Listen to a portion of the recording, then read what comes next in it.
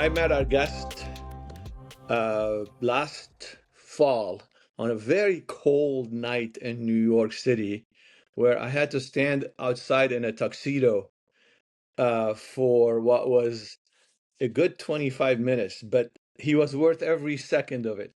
Actually, he was one of the hosts of a very big show because we were celebrating the big victory. But my guest today is Vish Burra. Uh, uh, I tell you, for a young man, you've done a lot. So I'm kind of proud of your achievement and everything, and I want to hear all about it. I know if the guys told you, but my show is called In Layman's Terms, so I try not to get wonkish, and it's just a matter of explaining to people out there who are living their lives, paying their taxes, taking their kids to soccer, etc., and Mhm. who want to pay a little bit of attention to things that are happening in our world today because they're all realizing that this is not normal. We're not living in normal times. So hopefully they can come here and they can get a feel for what's happening, and then on their own they could just go learn. Sure. So welcome, and gosh, let's start where you want, as back far as you want to go, so that we have a good picture of you, and then we Yeah. can actually really discuss the issue we're going to talk about today, which is what's happening in this world with all this the challenges we're having to I think federalism, but we'll get to that. Sure. Sure. So I guess I'll just introduce myself to your audience. My name is Vish Burra. I'm born and raised in New York City, Brooklyn, Staten Island mostly. Um, the child of two Indian immigrants to America. So I was born here. I'm their first gen. And basically, I got into politics as kind of, it was part of an awakening moment for me.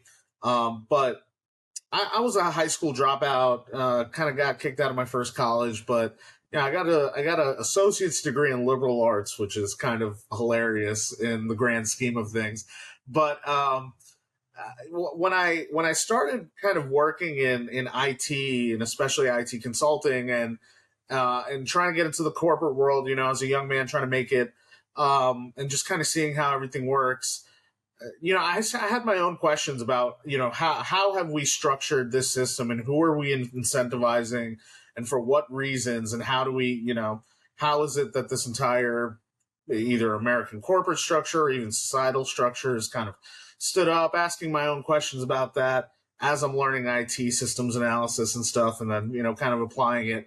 And that's when, around the same time, Donald Trump was running for president. And when his message kind of meshed with the questions that I was asking, that's when I had an awakening, and that's what got me involved into politics. And then kind of seeing everything as well. In 2012, I voted for Barack Obama when I was first old enough to be able to vote.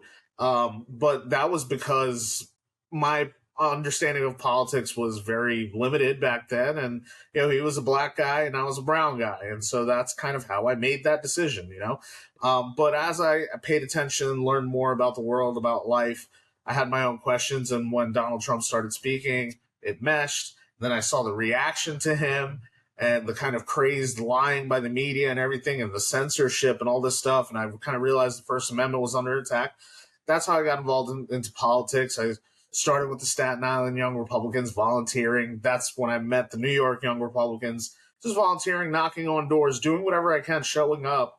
And that kind of allowed me, through some serendipitous meetings and steps and events that I had been to, I get my first opportunity. Well, first I take over with my friend Gavin Wax, New York Young Republican Club. That leads me to then getting my first real political job, which was as the producer of Steve Bannon's War Room back in 2019. I was like the original producer of that. That led Oh, me to doing the Hunter Biden laptop with him. And in the War Room is where I met Matt Gaetz. And then after when Matt Gaetz kind of first hit his first kind of scandal back in 21, that's when I went to go work for him. Helped him create his podcast in his congressional office then. helped him get reelected through that scandal.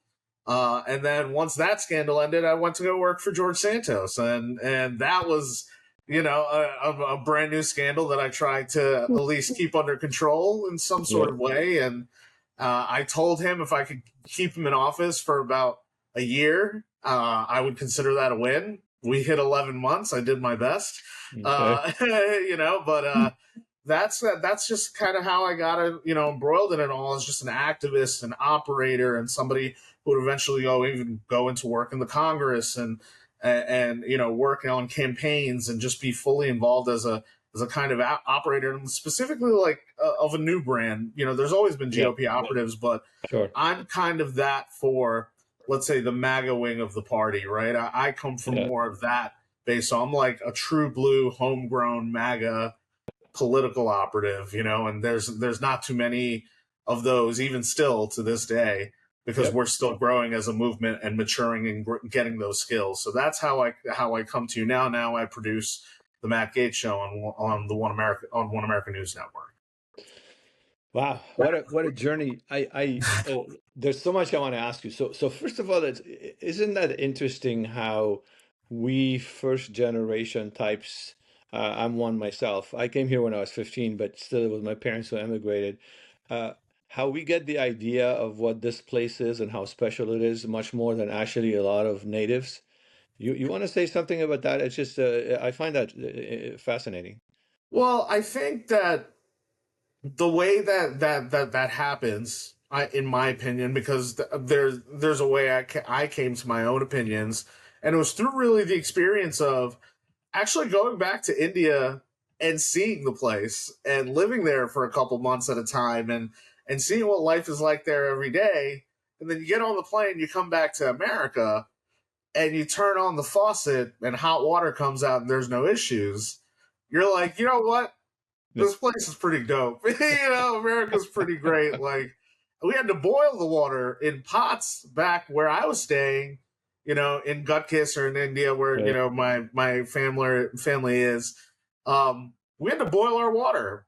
The electricity would go out every day. I never thought that was a thing until I went to India, right? Because it never happens here Yeah. in America. It's those things where I'm like, oh, we have our stuff together, more than we believe when compared to these other nations. No wonder my father wanted to come here. No wonder my mother wanted to go. So that's, yeah, that's where I'm coming from, in that, oh, actually, America is very different from these places for certain reasons, and we want to preserve that because that is what makes America exceptional, right? And so that's how that's because I think there's something for me to look back at through my parents and through our kind of closeness to the prior generations and in another land that gives us perspective.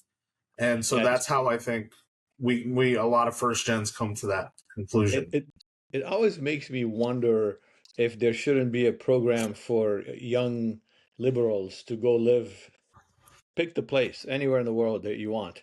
Just go check it out. Spend, be a young woman in Pakistan, American young woman in Pakistan, right? Right. Go spend time in Southeast Asia, and try to get, again, it's the little things. For me, it was and again, it sounds like it was organic for you with President Trump. For me, it was organic because I was in college and there was an election going on between Reagan and Carter. And I remember thinking, everybody around me likes Carter, but like I definitely get it. I definitely agree with Ronald Reagan. What's wrong with me? It's kind of like so. It also, there's like some organic things that grow that make this a big difference. So yeah, I mean that's great explanation, and I hope people do hear that because when I was running for governor, I'd meet a lot of people and they would say, "Well, tell us, what do you think?" And I'd say what you said. I don't think you guys realize what you have going here and Mhm. why we need to fight for it, Right. because it took lots of hard work, blood, tears, sweat, anything to make what we have today in America. And people are just so easy to criticize. They want to throw it away. They want to change it. Uh, it's crazy. So let's talk about the war room because so and also we'll have to explain. Uh, so I'm gonna assume most of my, believe it or not, the people who watch the show, they've heard of Steve Bannon, but they have no idea, like you and I, exactly who he is and what he does and what the. But so tell us about a little bit about him, and then a little bit about your involvement with him and how that worked, because that must have been being in the you know in the middle of the action that was happening. Oh yeah, certainly in the middle of the action, especially in 2020 when we talk about those COVID years and how important the war room was in 2020 and 2021 in the early days of after the stolen election, or as there was the whole controversy about that. We can get into that, but um, what attracted so what when I had met a mentor in this journey to get to Steve essentially as my first real political opportunity. I had met a mentor who decided to take me under his wing and kind of teach me the ropes of politics, right? And he was a very seasoned operative and worked at the highest levels. And I knew I was getting good advice and good teachings. And he said, and he asked me, he's like, who's your kind of favorite character in this right wing universe or Republican conservative universe?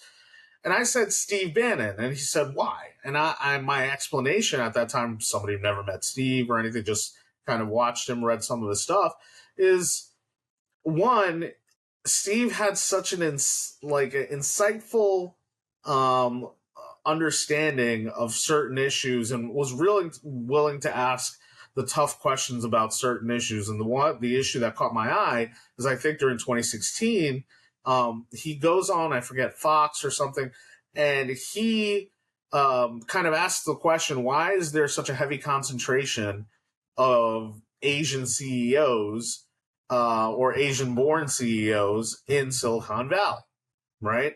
And that's a serious question. Now, I knew as an Asian, right, or someone of Asian Mhm. descent, right, as an American of Asian descent, I knew what he was getting at, right? I think because Asians, South Asians, Chinese, Indians, and a lot, they approach education just a little differently. That's more geared towards, especially this kind of like information space. Maybe not to be so creative about it, but the rote memorization of it, right?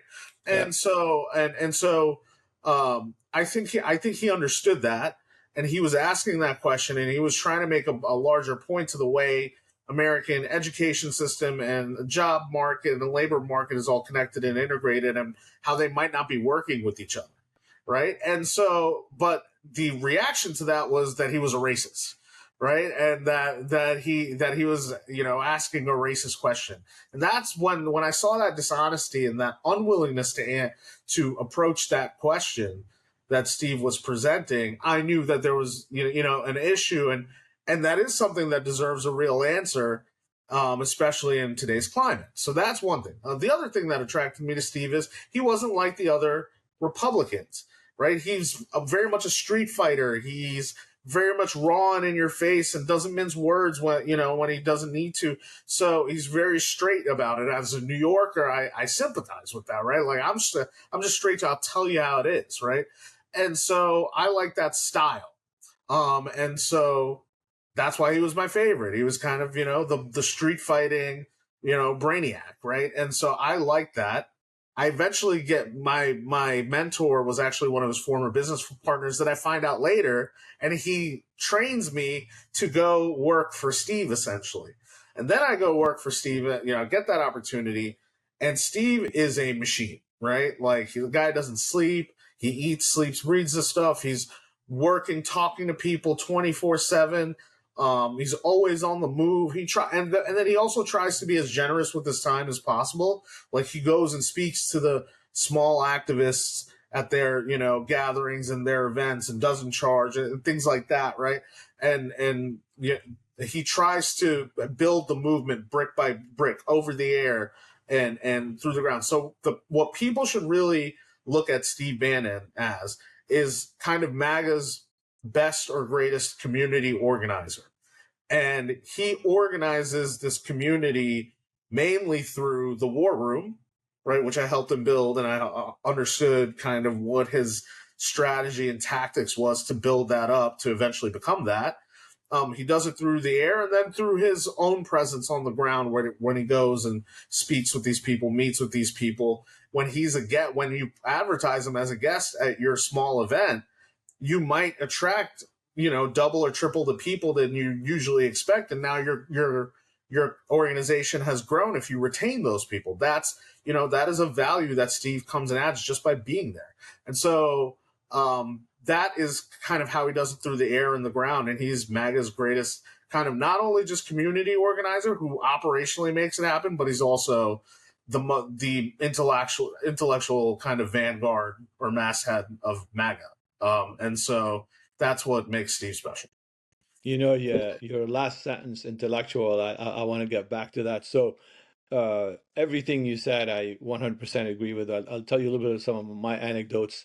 Um, when I was running for governor, uh, my team, my consultants, one of their questions, no questions. I said, I want to meet Steve Bannon, just like this. And it was exactly your thinking process, which is, I think uh, he is, I mean, intellectual is almost not given him enough credit because he's a formative intellectual who sees, like a savant. I really think of him as a savant. No. And, Oh, go ahead. yeah, actually, your audience, if they're unfamiliar with Steve Bannon, they'll be even more unfamiliar with Alexander Dugin, who's kind of like the Steve Bannon of Russia. But there was a book called War for Eternity that was written, I think, back in 2019 or 2020, and it kind of talks about how Steve and Alexander Dugin met and had a meeting and had a discussion. It's kind of the Steve Bannon of Russia meeting the Steve Bannon of America. Okay. Yeah. What would that conversation look like? And I don't want to bore the details and everything with your audience, but when Dugan was asked, "What did you think about Steve Bannon?" his response was, "I think Steve Bannon might be America, like the real or the only American mystic." And the word he used was mystic, right? And I think that Mhm. that is actually probably an appropriate term, because Yeah. it's not enough to talk about him as an intellectual. It's not enough to talk about him as somebody who talks about any one subject or subject area or ocean of topics or areas. Like, he actually not only talks about all of it, but integrates and syncretizes it all, right? And gives you something very concise from a very integrated, highly informed, but also highly integrated viewpoint. And so that's, I think, what, if people are kind of struggling to understand what he is, I think actually that might be a good starting point. Yeah. Think of him as a mystic. He came up with the deep state, which is now a term used by everybody, but he was the first one. I remember that. And so what I do, it's, again, if people want to learn a little bit more, I usually follow what he's saying as a indicator of what the next issue is going to be, always, because Mhm. he's that much ahead of, again, the savant is like, as a venture capitalist, I always try to hire savants. If Yeah, I you know when I want to do sports teams, I want my coach to be a savant who yeah, can also communicate, right? You got to have the yeah, communication piece. But so to me, it's amazing. And what's really frustrating is the way he's depicted by the people at large, right? I mean, meaning the press at large, the mainstream media. sure. He's this kind of hermit-like personality that is not a good person, and Yeah, and they're wrong across the board. I mean, ignore him at your own. right, right. I mean, is how I see it. Um, so yeah, so having him, I remember so whenever I'm looking at an issue to look at to that's in the future, I will just follow things that he's saying, and Hmm. including now, by the way. But Yeah. a funny story about the his Silicon Valley Asian comment. My so I'm Southwest Asian. My dad is. Uh, and I remember my sophomore year in college, I came back and I was like, hey, I have a recording contract. I'm not going to go back to school. Hmm. And my dad was like, yeah, you not go back to school, and I will deny that you exist. I'm like, okay, I guess I have to go back to school. And Yeah. the rest is, I guess, history. So here I am. So Imagine how my parents felt when I told them I was dropping out of high school. I could just imagine. I mean, Yeah. mom's crying, dad is upset. Oh, it's all over. It's all Yeah, over. yeah. You know, uh, there is something to it.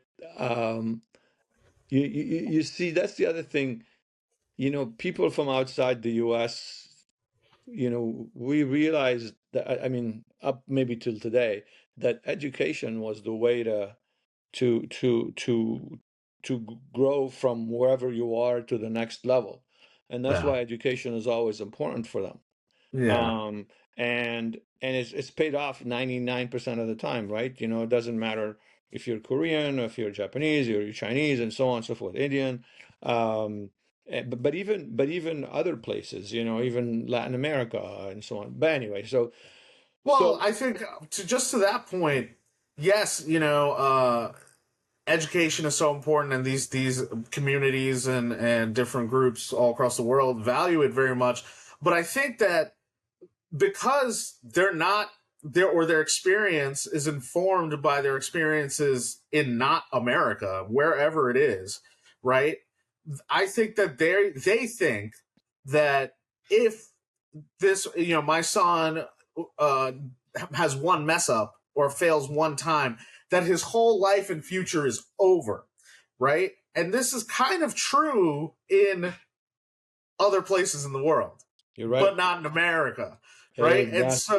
so that's actually the point. There should actually a little more risk taking should be encouraged in these communities that are here, and understand that actually in America is a place where you can fail, fail, fail again, and then on the third or fourth, fifth try succeed. That is Yeah, what makes this place awesome, right? And so that is the thing that I think these communities don't understand and should possibly, kind you're right. of, look into. Yeah. I mean, it's the American dream, right? I mean, all of us want to fight for the American dream.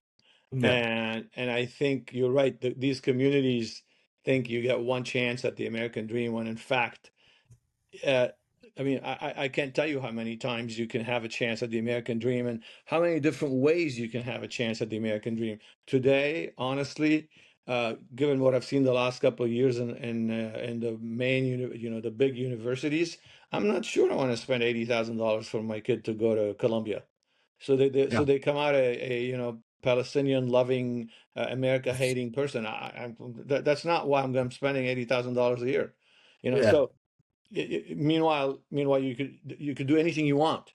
You Right. can be, Bill Gates. I mean, all these examples, Zuckerberg, Gates, so on and so forth.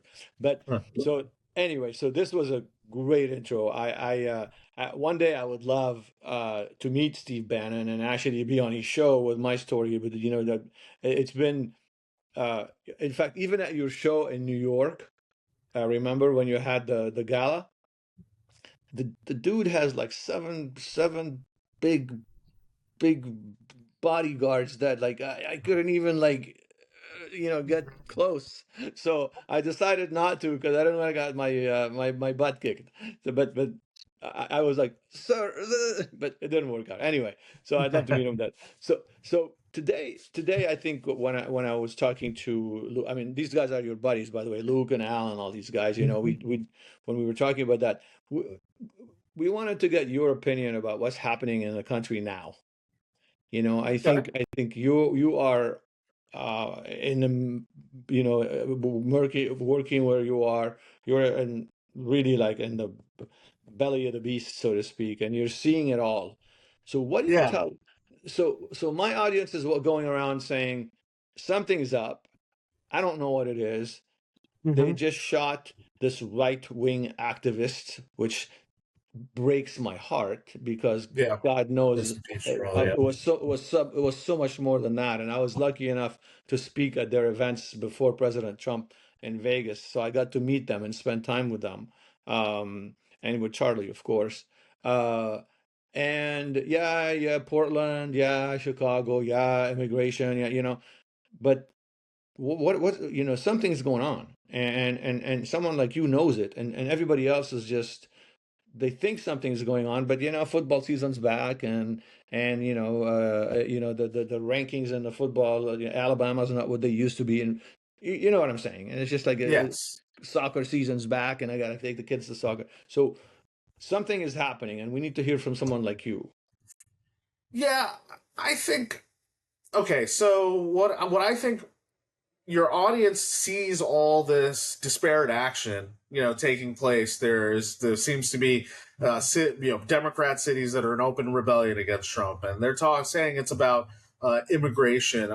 There's violence now taking place where ICE facilities are being encircled, and ICE agents are being ambushed with gunfire, with being boxed in by 10 cars, etc., outside of these ICE facilities and stuff. And then also, you're seeing assassinations, you're seeing shootings at school, churches.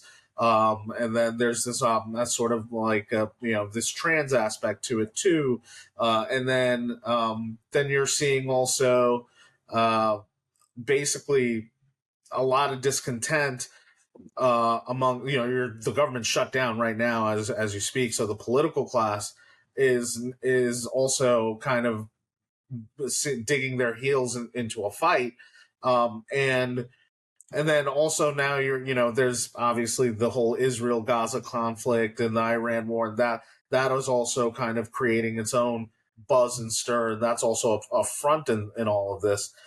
And so what it all stems from, okay, what I want your audience to understand is that what it all stems from is essentially this post World War II liberal consensus that all of society, at least Western nations and even Eastern nations, had to buy into it to be able to kind of participate in this big giant market. That consensus is essentially over. Okay, or at least the faction or the rising sentiment and political energy is behind declaring this project over. Right, that is kind of what MAGA represents in a certain way, especially on the three main pillars of policy beliefs. Especially so those three pillars are immigration, trade and jobs, and manufacturing and economy, and then foreign wars, right, and the adventurism. And so those three items, when World War II essentially ended, and this kind of like basically both sides of the spectrum that it came after, left and right, they decided they were going to have a baseline consensus that there's just some things that we're not going to disagree on.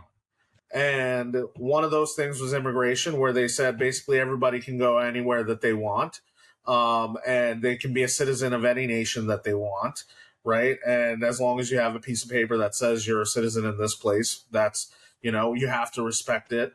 And then on the trade and jobs part, they basically said, yeah, it's no problem if you take a factory out of America and for 100 workers and then put it in China for 1,000 workers. You're actually helping the world doing that, and you're going to be helping America doing that too, and you're going to be helping China. It's good for everybody. That is now done. That notion is now done, right? There's no people don't buy into that illusion anymore. And then also the foreign wars, after all the adventurism and all the blood and all the treasure that was spilled, basically, we have to go and make sure that every government on earth is some kind of liberal democracy, right? Because that's the other baseline, that's consensus that comes out of that.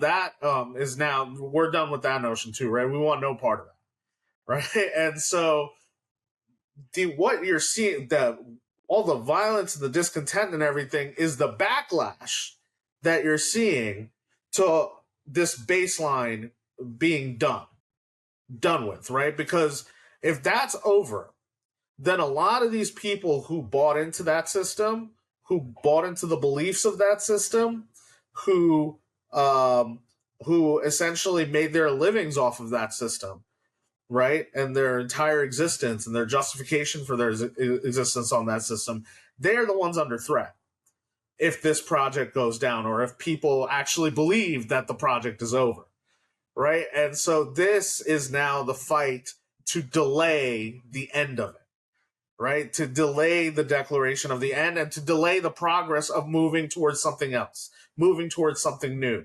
moving towards working on a new consensus to keep the people that exist today happy, right? And so that is essentially the fight that you're seeing.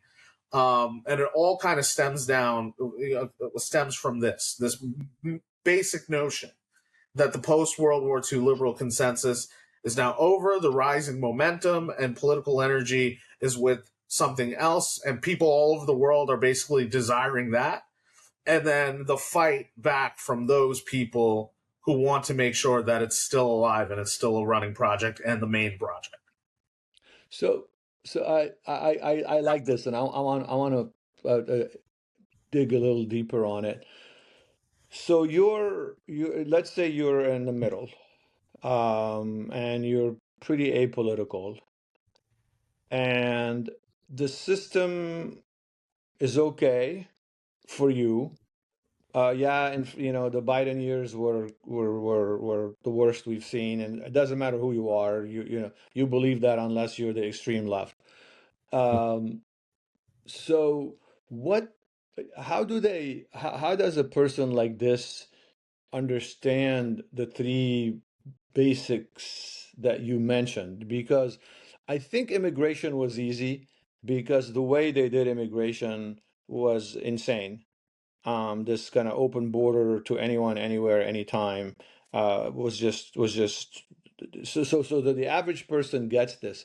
But when you get a little deeper on the economic system, um, how do we explain now? Of course, if you're in the Midwest and you're my age and you've seen, your parents and grandparents were steel workers, you're a steel worker, you just got laid off, and your kids, one of them died from fentanyl.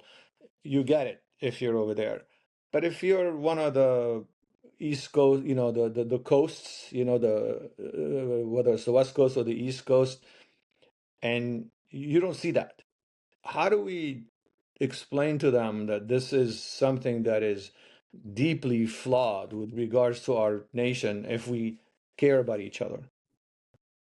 Yeah, so again, I'm from New York City, Yeah. right? And so I'm not from the Midwest. I'm not the factory thing. That's not necessarily something that I understand personally or viscerally, right, through life experience. But just on the notion of it, the logic of it totally makes sense to me. That's why I advocate for those people, right?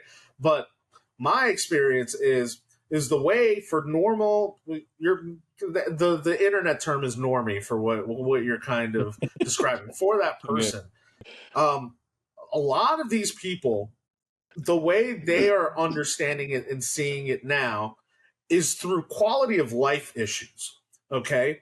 And those three pillars may not immediately translate for you.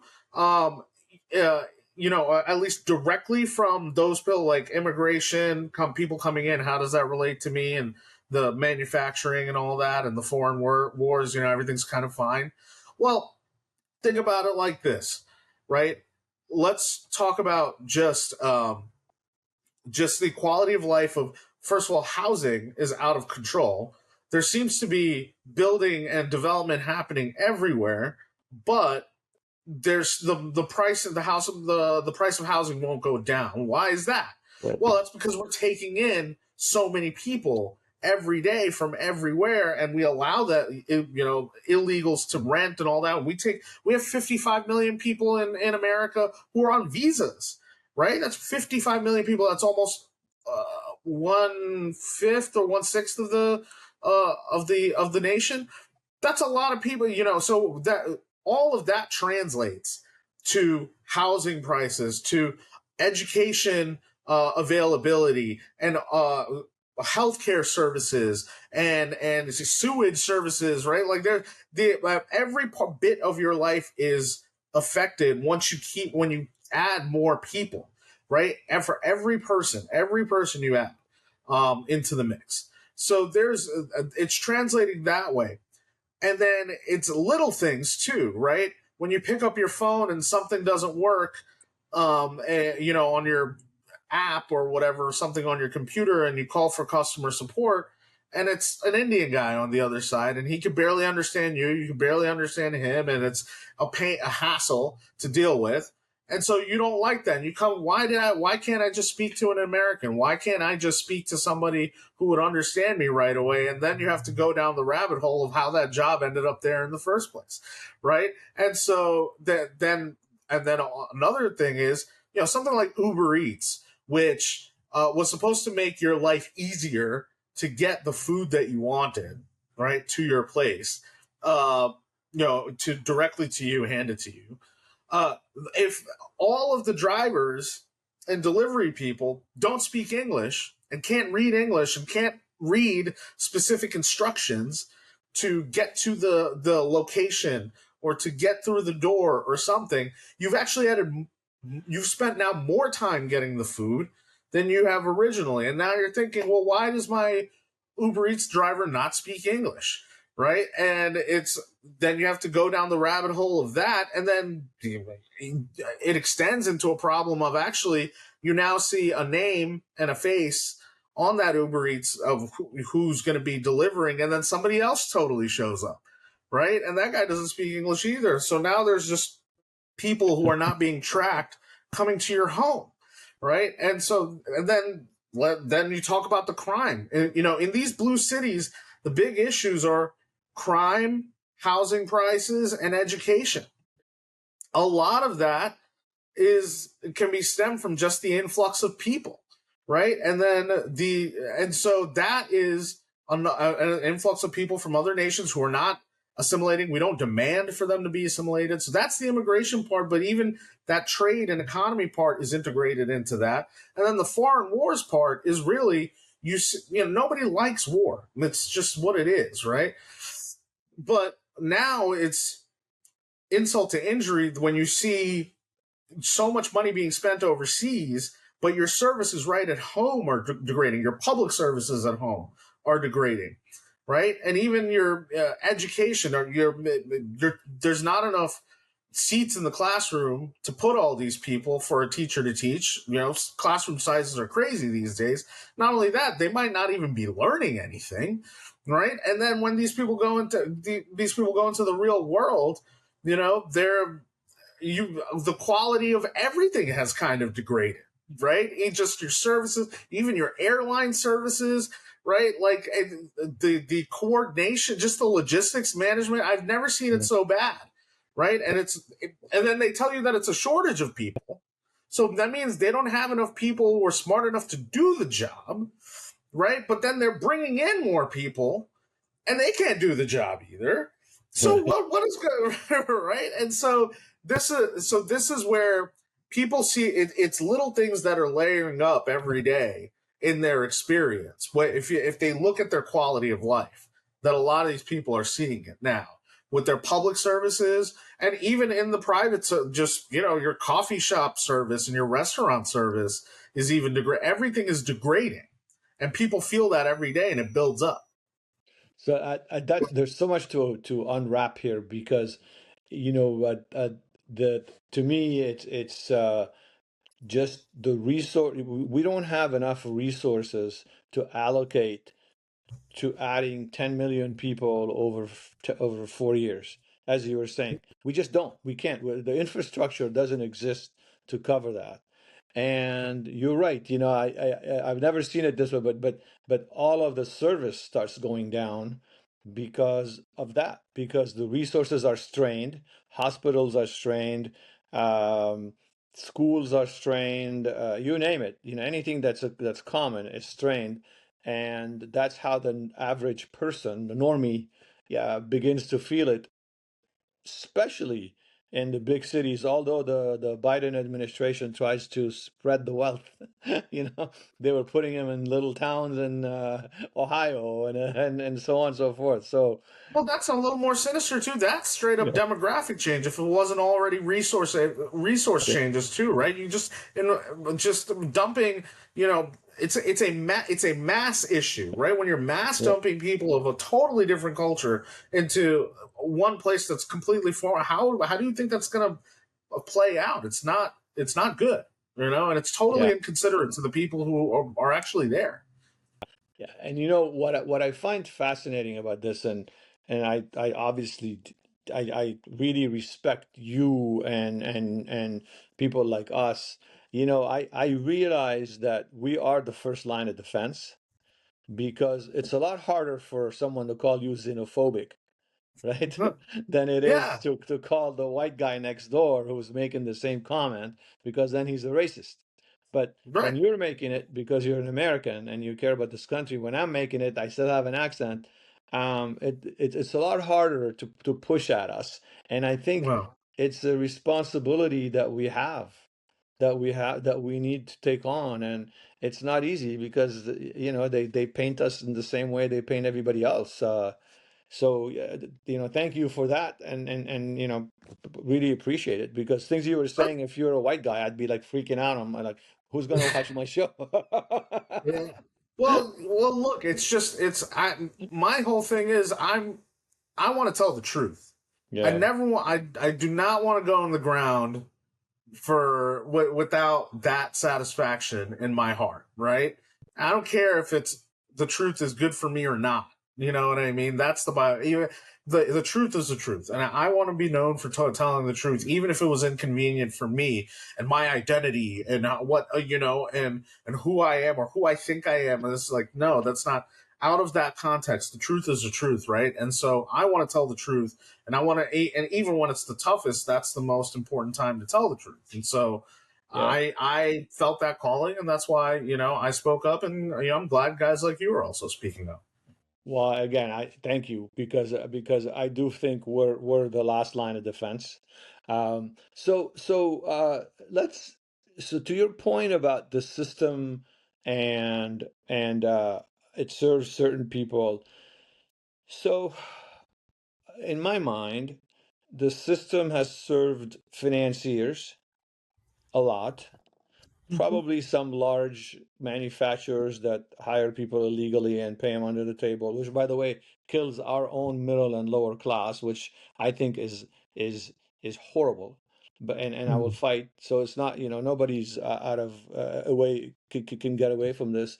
But then you go all the way down to the Antifa people that are on the street. Now, what's in it for them? uh, in the system, other than they're just anarchy and they want to destroy anything they can just because. So yeah, because we have a lot of adversaries from top to bottom. Yeah. So the ones at the bottom, like Antifa, as you would say, they're the ideologues. They're the utopians. Okay, so they Okay. you have to think of them as they actually believe that this magical society that they've been promised at the other end of implementing their agenda, right? It's actually real. It's totally possible. And if these just white supremacists would get out of the way, and these white people, these rich white people, these conservatives, and if they would just get out of the way, we can have our utopia, right? And when they see that these conservatives stand up, and they are of all different colors and of all different stripes, and they're like, no, we're not going to let you do that because you're silly, utopias don't exist, and what you're doing is a dangerous project, and it's going to tear this country apart. We're going to stand up to that. And when they see that, they believe that we're trying to stop them from utopia. And so what do you have to do now to get to your utopia? You have to remove the people who you believe are stopping you from getting your utopia. And they've also reached a point where they don't want to debate whether Yeah. the utopia is possible or not in good faith, right? They don't want to talk about it. They don't want. That's why you don't see a lot of cross-platforming, and you see a lot of cancellation. Or they just don't even talk to you. They just go and riot and protest and fight, whatever, right? And so they're not even interested in debating with you. Where do you think that's going to go? So these are the kind of the ideologues, the foot soldiers that believe in the project wholeheartedly and are willing to go as far as they're willing to go to make it happen, make it a reality. And they're the useful idiots, right? Who serve the people who on the higher end who do actually make like money off of this stuff, right? Or who do have some kind of incentive that's either financial based or power based or something like that. And a lot of that trickles down to these Antifa people too. A lot of your Antifa organizers are like the chairman of some like queer group in Portland, right? Like, or something.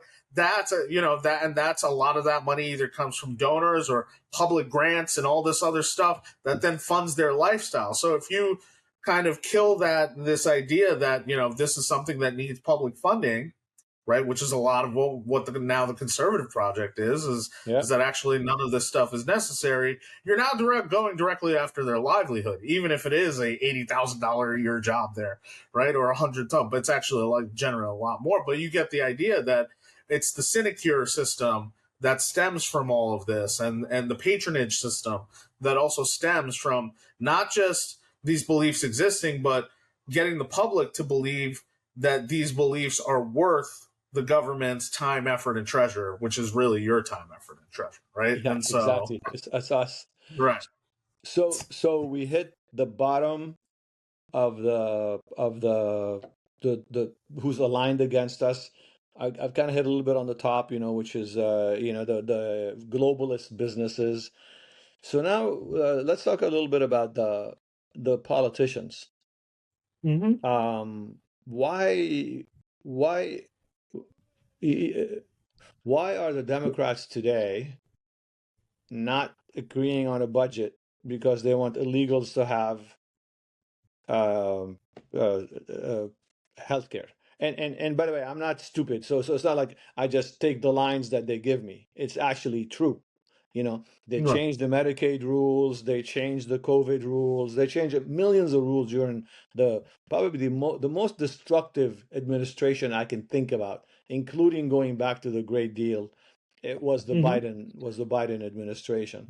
So Right. so they so now the politicians, and by the way, some of the governors that I believe are causing sedition, but that's a Mm-hmm. different story. But what's in it for the politicians now? How can they look at themselves in the mirror? Like, this guy bought a beer or had a margarita with this criminal from Venezuela and went to visit him overseas. Like, who's your audience? Who's gonna vote for this? But anyway, Yeah. I digress. So Yeah. politicians.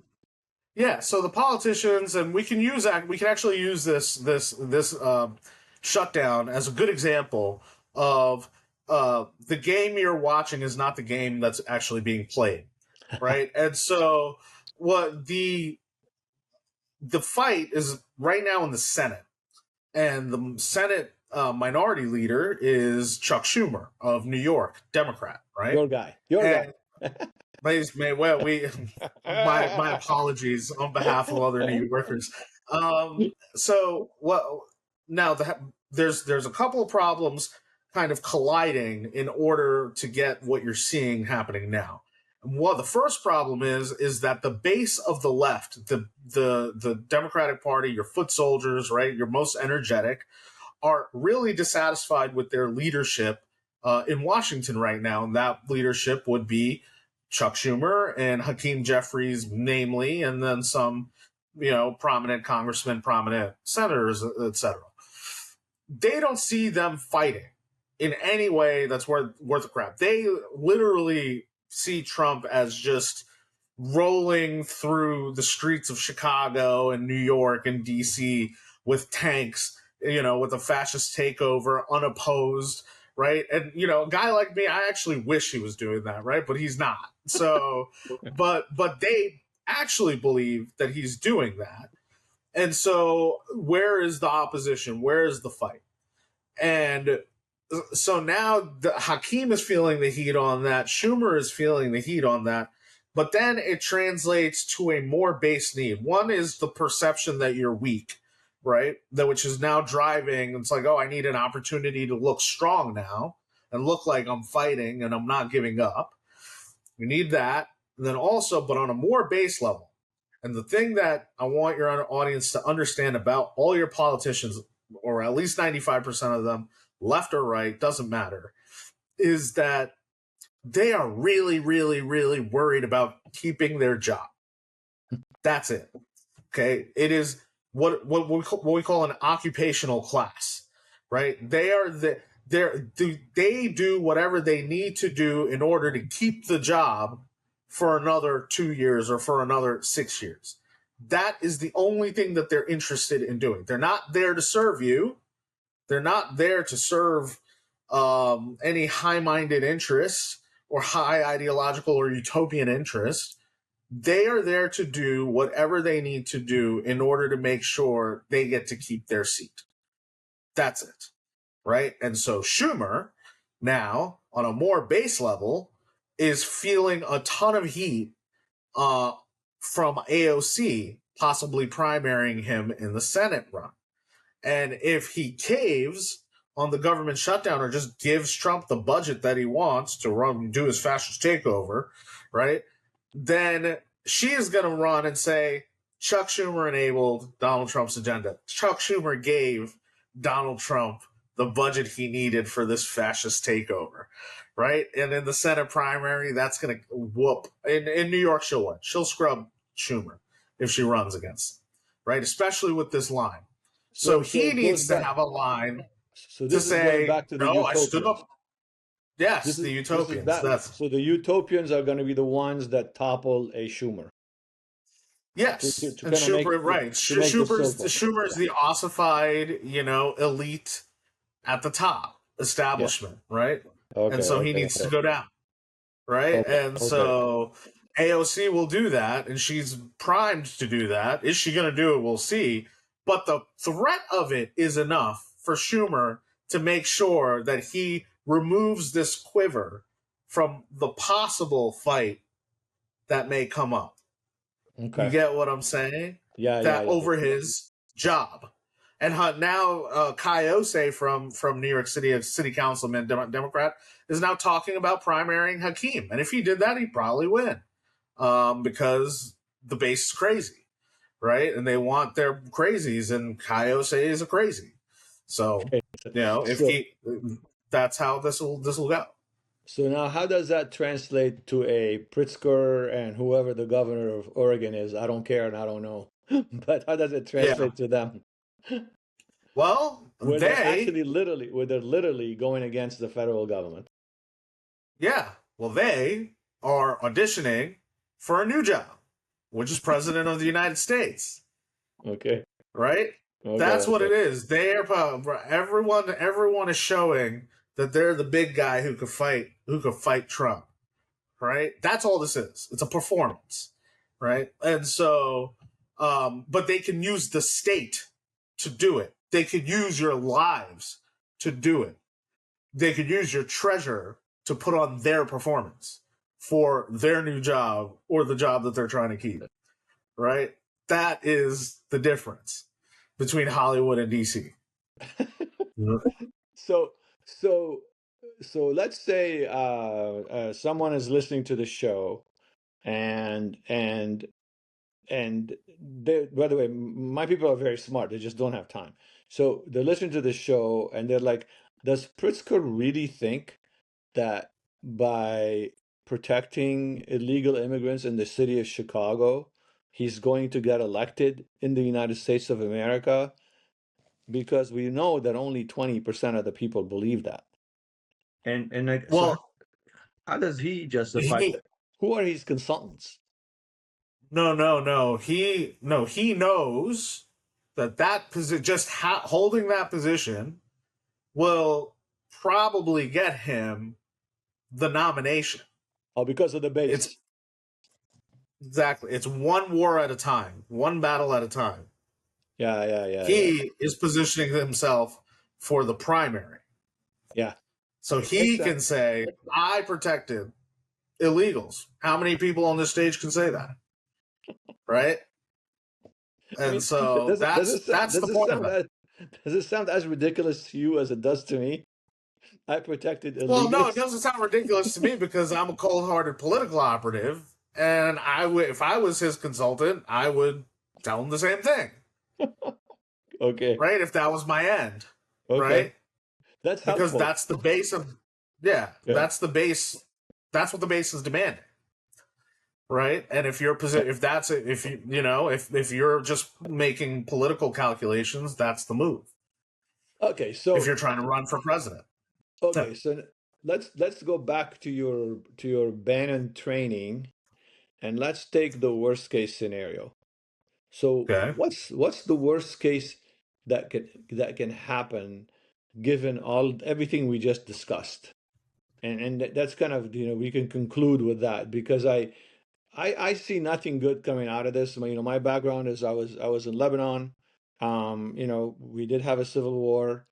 It was a lot of stuff like this that we're discussing, just crazy opinions on both sides. Well, not both sides, crazy opinions mostly from one side, which is what's happening here, and perceived bad positions on the other side.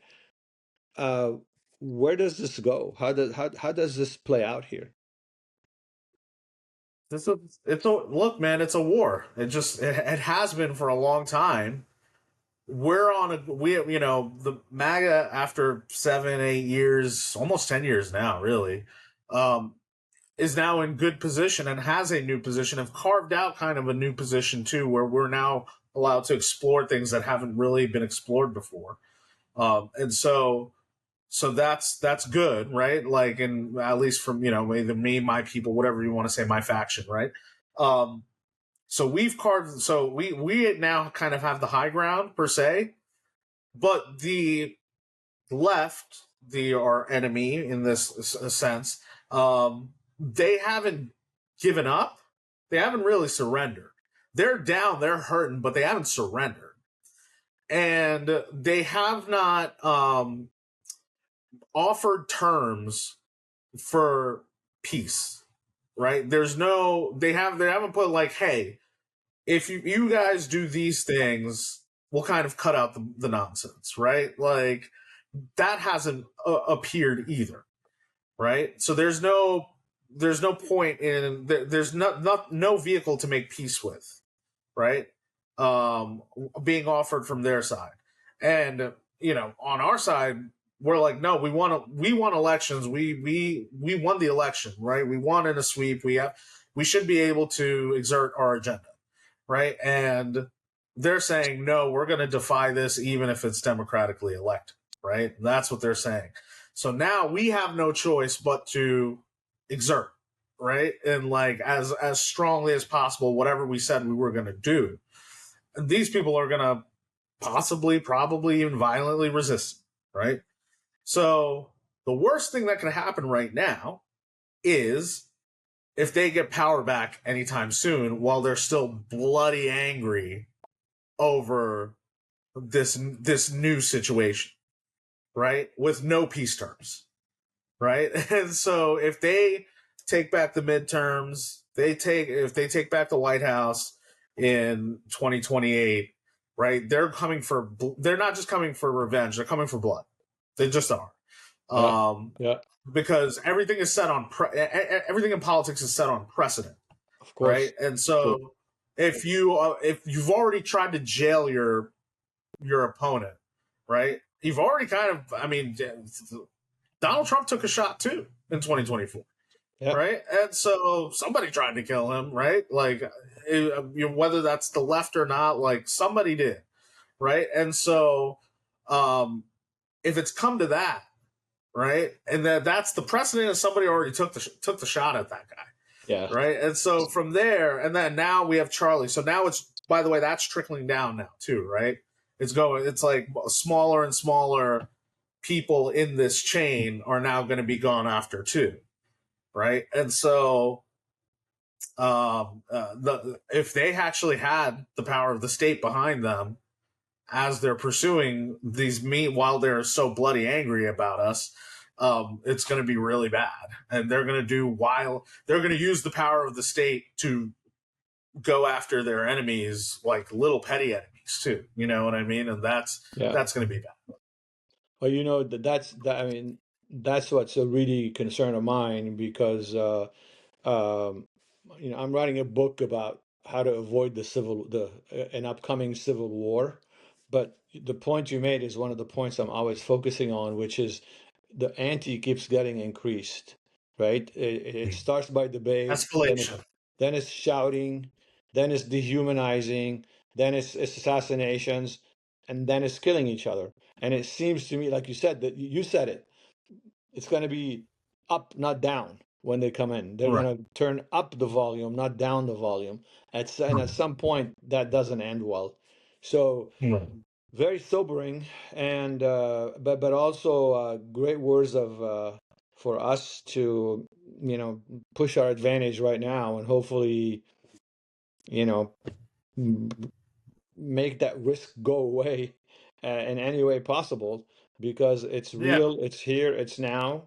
It has nothing to do with loving the country. It has nothing to do with loving your neighbor. It's just all about you got a lunatic fringe, utopian lunatic fringe, and then people that can take advantage of that somewhere in the middle. And then here we are, I think at probably the most polarized we've been since the Civil War. Yeah. Yeah. No, it has to be. We need, like you said, the problem, like for us, our only possible recourse for this is to kind of beat, like, obviously politically I mean this, but like, figuratively kind of beat them down Yeah, until win, they win. say, okay, yeah, we win, and then you say, okay, you're still our fellow countrymen. We want to live with you in peace. Let's figure out some terms, right? Like, this is really, so like my big, grand Yeah, theory yeah, is yeah. is that basically this is not going to be solved until there's a new uniparty, right? The old uniparty was boomers, essentially, left and right. This liberal consensus, again, right? Yeah, The baseline that everyone agreed to, that baseline is gone because essentially that generation is gone, right? Or is going, yeah, yeah, right? yeah, And yeah. so what you need is a new uniparty that kind of comes together and agrees on a new baseline. And so once that happens, you can kind of see some relative stability and all that, because there will be essentially the generation that's being uh, asked to lead and command is leading and commanding their corresponding generation, right? Whereas Yeah, right now we have essentially boomers still running, yeah, right? yeah, And so, but that's going to change, right? And so it's changing very rapidly. It's changing right now yeah, very rapidly. That's why you're seeing the escalation of it all. You know? yeah. And as you said, one side has to win. Yes, yes, absolutely. One And side has to win, right? I'd Because rather you it have to. does. Oh yeah, 100%. Well, that's honestly where we are actually the American side. On the other Yeah, side, yeah, it's like some stateless, like yeah, global citizen, yeah, Borg, yeah, right? And yeah, yeah. I'm not interested. Exactly, So exactly. yeah, Wow. yeah. This is a great this has been great for me because I a lot of my shows touch upon some of the things we're discussing, but this gives us the big picture. So I'll make sure that we have this done as a the basis of everything that's going on. And I could go on for a couple more hours, and I hope that someday I'm going to meet you. Are you in San Diego now? Yes, yes, I am. So I hope I'm going to meet you and have a beer and catch up. I'd love to do that. I, I'll get the info I'd love to. from Oh the yeah, guy. you let me know if you're in San Diego. I'll Okay. come. I'll come. Yeah, anytime. I'll show you. It's a beautiful place, I've paradise. been there. Okay. Well, it's great talking to you. Thank you. Thank you so much for today. And again, it was very enlightening, and I can't wait to get it out there because it is the basis of everything that's going on right now. So Yeah. Oh, thanks, thank you Vish, so much. Anytime. I'd and love to be. I'd and love to be on. You let me know. and it's good to see you again. Good to see you Yeah. too, guy. Thank All you right. for everything. Take care. Bye bye.